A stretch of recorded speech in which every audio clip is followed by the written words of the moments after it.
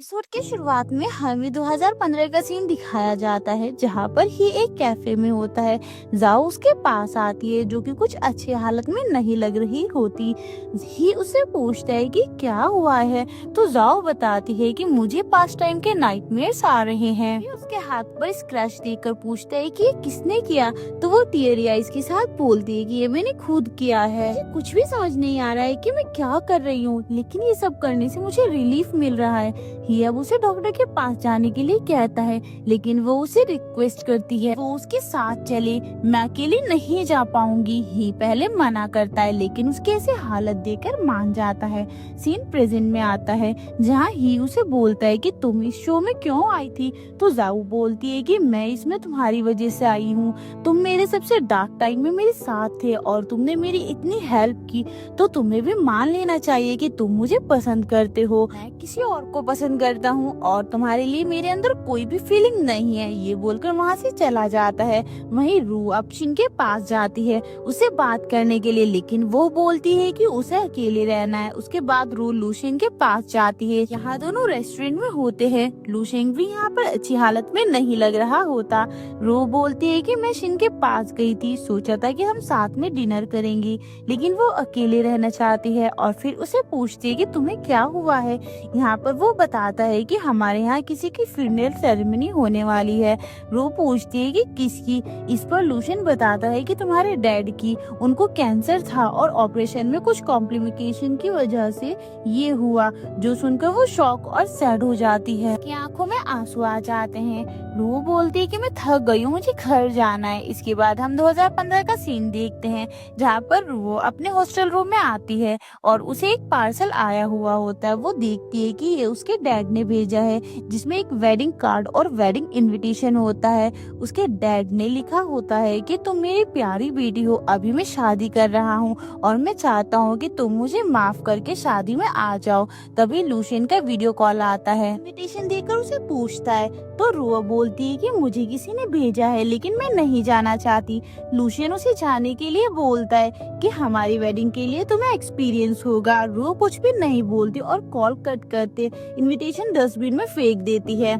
Scene अब present में आता है जहाँ पर रू और लूशियन घर आते हैं। लूशियन ने कुछ इंग्रेडिएंट्स ऑर्डर किए होते हैं जो आए थे। वो फिर अंदर जाती है। वो बोलता है कि मैं तुम्हारे लिए कुछ खाने के लिए बनाता हूँ, तुम्हें अच्छा भी फील होगा। वो बनाने के लिए जाता है, पर वो सैड होकर बैठी होती है और अपने डैड से उसे अभी तक के जो टेक्स्ट मैसेज आए थे, जिसको उसने ना ही पढ़ा था और ना ही रिप्लाई दिया था, उन्हें पढ़ रही थी। उसके आंखों में आंसू आ जाते हैं। उसके बाद उसे एक बॉक्स मिलता है जिसमें वो जब छोटी थी उस टाइम की उसकी पेंटिंग होती है। लूशियन यहाँ पर खाना बना रहा होता है, तभी रू उसके पास आकर उसे हग कर लेती है, तो वो भी उसे संभालता है और उसने जो उसके लिए बनाया था रू उसे खाती है। लूशियन फिर उस पेंटिंग को देखकर बोलता है कि ये तुम ही हो ना, तुम्हें किसने दिया था। वो उसे बताती है कि मेरे डैड ने पेंटिंग मेरे लगेज में डाल दी थी जब मैं तुम्हारे घर में रहने के लिए आई थी। तो लूशियन उस पेंटिंग के नीचे एक ब्लैक सा दाग देखकर उससे पूछता है कि ये क्या है। वो याद करके लूशियन को बताती है कि जब वो उनके घर आई थी तो अपना सामान निकालते हुए उसे पेंटिंग मिली थी, तो बालकनी में जाकर वो इसे गुस्से से लाइटर से जलाने वाली थी। तभी वहाँ पर लूशियन आ गया था और उनकी पहली मुलाकात हुई। इस पर लूशियन हंसकर बोलता है कि उस टाइम तुम इसे जला रही थी, ऐसा क्या ही हुआ था तुम्हारे डैड और तुम्हारे बीच में, तुमने कभी बताया ही नहीं, क्या तुम अब बता सकती हो। वो अब याद करके बोलती है कि जब मैं छोटी थी सब कुछ अच्छा था और जब वो ड्राइंग करती थी तो उसके डैड उसे प्रेज करते थे। उसके डैड एक अच्छे पेंटर और मॉम एक अच्छे पियानिस्ट थी, लेकिन मैरिज के बाद उन्होंने कभी पियानो को हाथ भी नहीं लगाया। हमारी फैमिली खुश थी, मुझे लगा था कि सब कुछ ऐसे ही चलेगा, लेकिन एक दिन वो स्कूल से आने के बाद अपने पेरेंट्स को फाइट करते हुए देखती है। उसकी मॉम बोल रही होती है कि मैंने कितना कुछ सेक्रीफाइस किया है, तुम पूरे दिन अपनी दुनिया में मत रहा करो, फैमिली को तुम्हारी जरूरत है। रूहों को सिर्फ मैं अकेले ही संभाल रही हूँ। लेकिन जैसे ही रूहों को देखते हैं तो शांत हो जाते हैं, उसे उसके रूम में भेज देते हैं। उसके बाद हम रुओ की मॉम का फ्यूनरल का सीन देखते हैं। उस टाइम वो बहुत ही ज्यादा सैड थी, लेकिन वो टाइम मेरे डैड के लिए रिलीफ का टाइम था। उस टाइम वो रोने की बजाय किसी और औरत के साथ थे। तब से मैंने सोच लिया था कि मैं उनके साथ नहीं रह सकती, इसलिए मैं तुम्हारे घर आ गई। जिस टाइम मैंने कॉलेज में थी और मैं पार्ट टाइम जॉब कर रही थी CBS में, तब मेरे डैड मुझसे मिलने के लिए आए थे, जो कि मुझे सॉरी बोल रहे थे कि सब कुछ भूल जाओ, तुम मुझे माफ कर दो, तुम ही मेरी इकलौती औलाद और रियलिटी यही है। उस टाइम को गुजरे हुए इतना टाइम हो गया है, मुझे भी हक है कि मैं अपनी लाइफ अच्छे से जी सकूं। वो उससे चिल्लाकर बोलती है कि मैं चाहती हूँ कि आप बस मेरी लाइफ से डिसअपियर हो जाओ।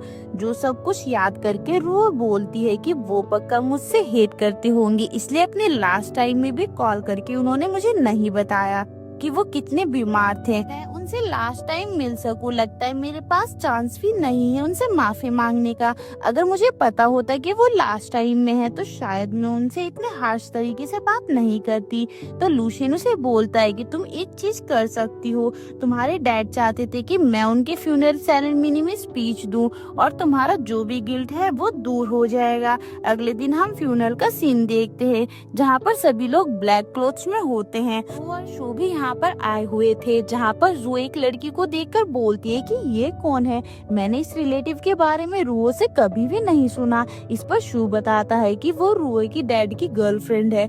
ये सुनकर वो शॉक होकर बोलती है कि वो हम लोगों की एज की है। अभी मुझे समझ आया कि रू अपने डैड से बात क्यों नहीं करती थी।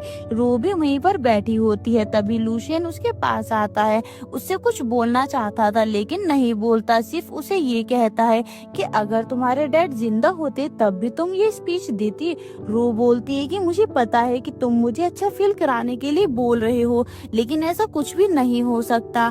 रो के स्पीच का टाइम आता है, जहाँ पर वह सभी से बोलती है कि उसके डैड के साथ उसके अच्छे रिलेशन नहीं थे, लेकिन जो वो कहते हैं कि हमारी डॉटर एंड फादर की रिलेशनशिप है, उसे कोई भी नहीं बदल सकता। पहले मुझे इस पर बहुत गुस्सा आता था, लेकिन अभी समझ में आ गया। और कहती है कि मैंने आपको माफ कर दिया और थैंक यू बोलती है मुझे लाइफ देने के लिए। तभी वहाँ पर उसके डैड आते हैं, जिन्हें देखकर रू और सभी गेस्ट शॉक हो जाते हैं।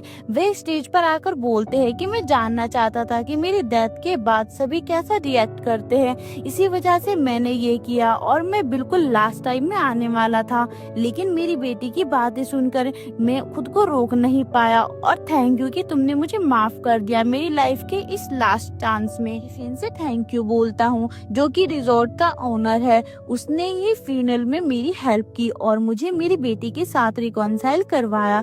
जो सुनकर रो बहुत ज्यादा गुस्सा होकर वहाँ से जा रही होती है, लेकिन लूशियन उसे रोककर बोलता है कि मैं तुम्हें बताने वाला था लेकिन टाइम ही नहीं मिला।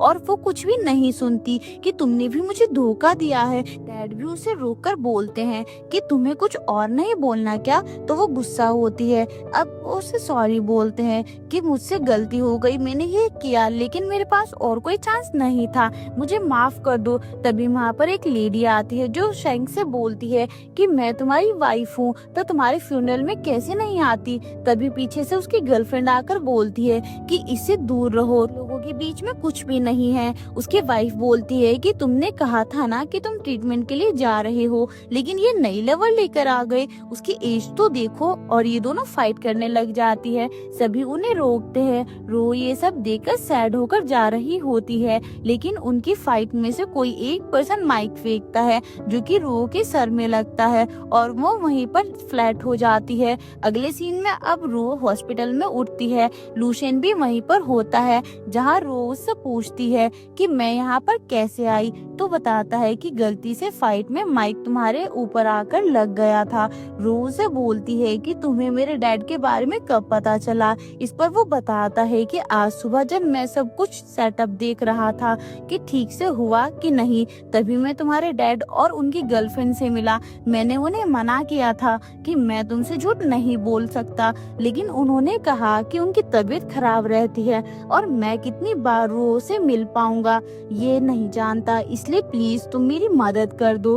रो से बोलती है कि तुमने मेरे डैड के साथ मिलकर मुझे धोखा दिया। तो लूशियन उसे सॉरी बोलता है कि कल तुमने मुझसे बात की, तुम्हें गिल्टी हो रहा है अपने डैड के लिए, तो मुझे लगा कि अच्छा रहेगा तुम भी अपने डैड के साथ रिकॉन्साइल हो जाओगी, सब कुछ ठीक हो जाएगा और भला इसमें गलत ही क्या था। रो बोलती है कि तुम ये कैसे सोच सकते हो, तुमने कुछ डिसाइड कर लिया और मुझे क्या करना चाहिए और क्या ठीक रहेगा मुझसे क्यों नहीं पूछा, और ऐसे भी कुछ ठीक नहीं हो सकता।